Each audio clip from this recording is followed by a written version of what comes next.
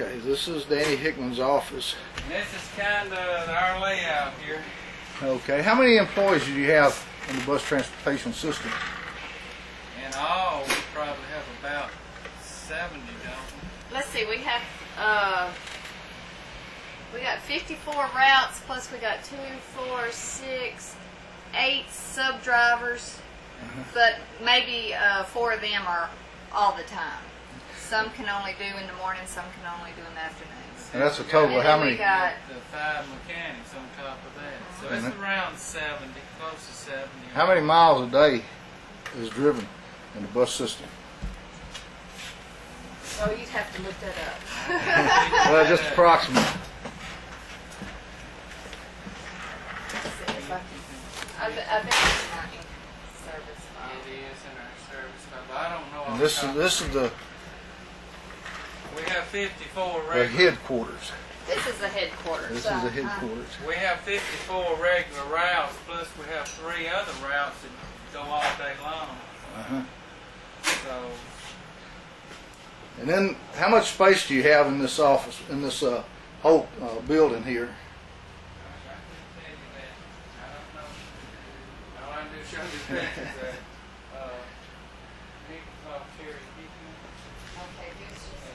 I get the right answers, if you'll come back, and you can charge it up, and we can do it again. Okay, well I can do that, I guess. But mostly what I wanted to do was just get an understanding of what the situation was down here and how bad off it was. This is the break room area here. Right, this is the best of what we got down here. How many people can take a break and eat in here at the same time? About 5, 6? 5 or 6 people. Not very many. This is inside the bus garage. I'm looking around it. Things are stacked up, piled up. There's no space very much of anything. And it's also very cold in here. Coming around, going into the parts room. I guess this is the parts room here, isn't it?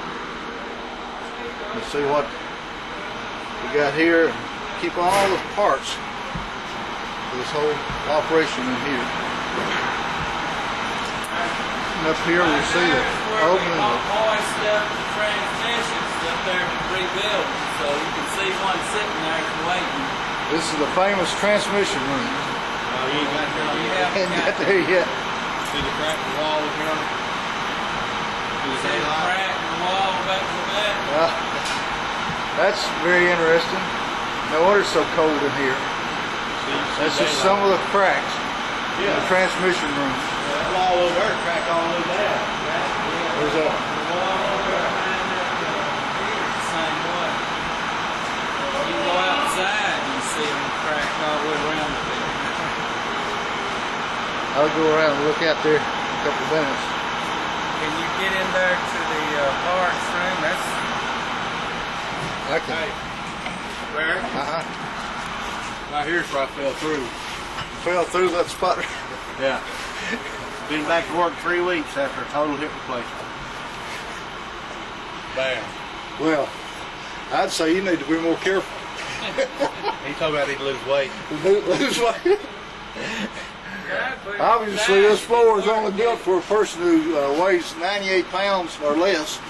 So, yeah, I'd say you need to go on one of those, what do you call it, bulimic diets, Yeah. where every time you start to eat, you go throw up.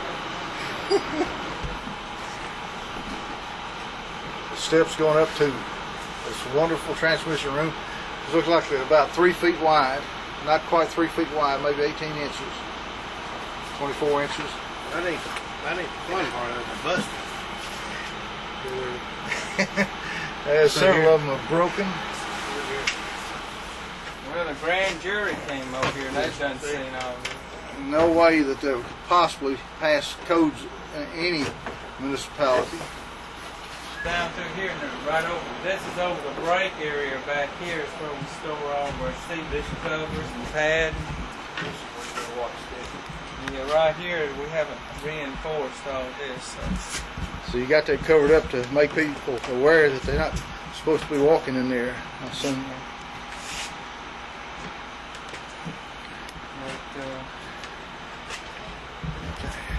If you go right over there and look back, you can see where that is. That should be all right.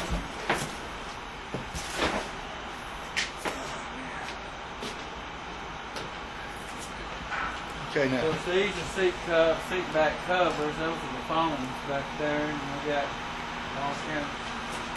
That's the transmission waiting to be worked on.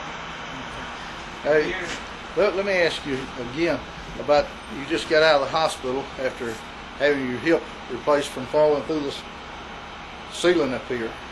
No, the reason I had my hip replaced because I got a disease called avascular necrosis.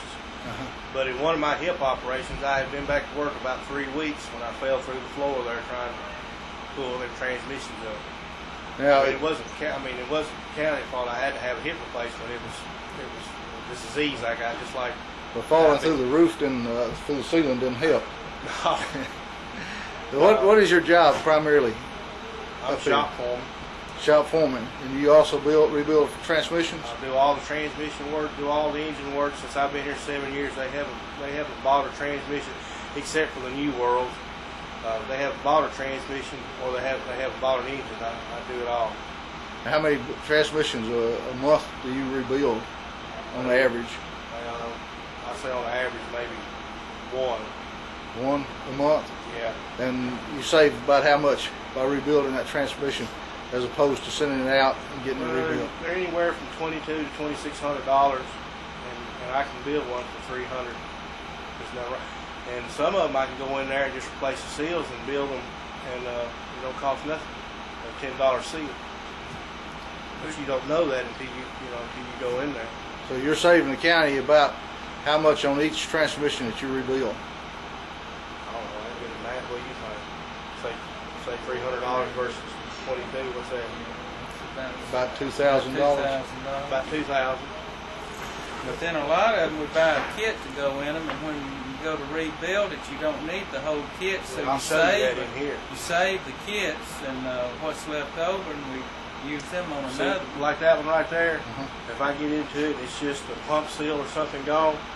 So I can fix that for I can fix that for $1. And see, it don't cost nothing. Put it right back in the bus and it'll run. See, and I save. That's why I got all these other parts. I bought. We looked up on the deal, and I bought 5 cores and give $1,000 for all 5 of them cores. And it was not a thing wrong with them. They come out of a Swan's truck.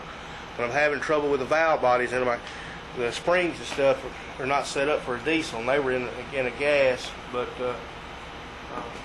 I bought them cores. But the main parts, like your output shafts and stuff like that, when one of these other ones break and go down, I can take one of them out, put in it, and put it back on the road, and it don't cost nothing.